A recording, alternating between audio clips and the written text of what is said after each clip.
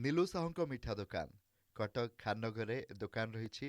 खास करके जो माने मिठा प्रिय से माने थरे एठी को आसीबा निहाती दरकार। आपण माने देखि पारथुए देसी मिठा खास करके खजारे ए मिठा वर्तमान सबुठी देखिबा को मिलुनी। अन्य मिठा भी रही किंतु खास करके एई सब मिठा जार क्वालिटी बहुत भल रही। मु मिठा प्रिय नुहे किंतु मते भी बहुत भल लगिला। किंतु जो माने मिठा प्रिय तांको पई तो बहुत किछि अछि एठी ट्राए करबा को। रसगोल्लार भी बहुत सब भेराइटी रही। टेस्ट बहुत बढ़िया एवं बहुत दिन धरी आपण मैंने एक खजा देखंतु मिठा खजा एवं आमे जहाकू को खारिया खजा कहू एसबू वर्षक 12 मास मिल। मुआ भी देखंतु वर्षक 12 मास आपन को ए मुआ एठी मिल जिवो।